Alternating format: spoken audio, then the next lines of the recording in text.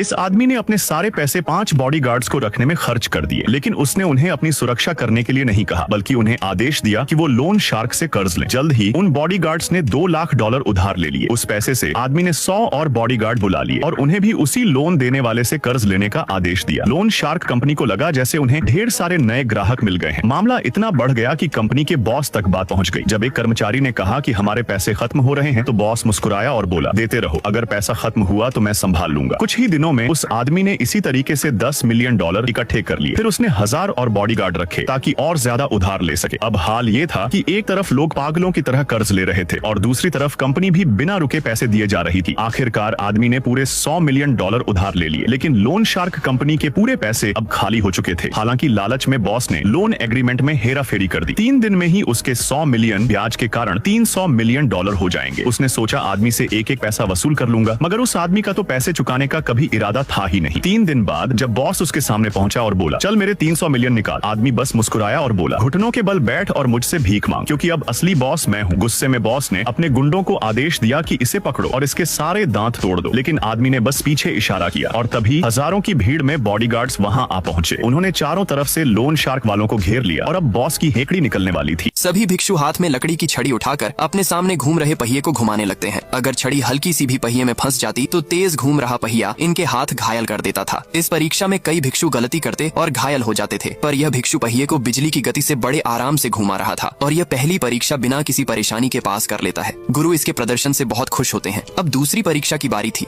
इस बार इसे लकड़ी की छड़ी से एक बड़ा पत्थर नाले के पार ले जाना था। पहले इसे लगता है कि यह बहुत आसान है, लेकिन जल्दी ही इसे एहसास होता है कि इस परीक्षा में केवल ताकत ही नहीं बल्कि दिमाग भी चाहिए। अब तीसरी परीक्षा शुरू हो जाती है। इस बार इसे लटकते हुए रेत के थैलों को डंडे से झुलाना था। यह परीक्षा इसकी फुर्ती और गति को जांचने के लिए थी। इस बार भी इसने शानदार प्रदर्शन किया। अब आई सबसे कठिन परीक्षा, जिसमें इसे सीधा गुरु के साथ डंडे से लड़ना था। अगर यह गुरु को हरा देता है तो इसे स्नातक भिक्षु माना जाता। गुरु इसकी अद्भुत डंडा तकनीक देखकर दंग रह जाते हैं। कई राउंड लड़े जाते हैं, लेकिन हर राउंड में गुरु हार जाते हैं। इसकी कला से प्रभावित होकर गुरु फैसला करते हैं कि अब यह शाओलिन मंदिर का नया प्रधान होगा, लेकिन मंदिर का बड़ा मुखिया इसे नया प्रधान मानने से मना कर देता है। ये कहता है, जब तक यह मुझे हरा नहीं देता मैं तब तक इसे प्रधान नहीं मानूंगा। भिक्षु के पास चुनौती स्वीकार करने के अलावा कोई और चारा नहीं था। ये लड़ने के लिए मजबूती से अपना डंडा पकड़ लेता है, लेकिन यह मुखिया को छू भी नहीं पाता। मुखिया इतनी तेजी से पलटवार करता है कि भिक्षु पहले ही राउंड में हार जाता है। ये खड़ा होकर फिर से लड़ता है, लेकिन फिर से यह हार जाता है। मुखिया ने इसकी छड़ी छीन ली और इसे मजबूरन हार माननी पड़ी। इस हार के बाद यह और कठिन अभ्यास करने लगता है। इसके मन में अब बस एक ही सवाल था, मैं मुखिया की तकनीक का जवाब कैसे दूं?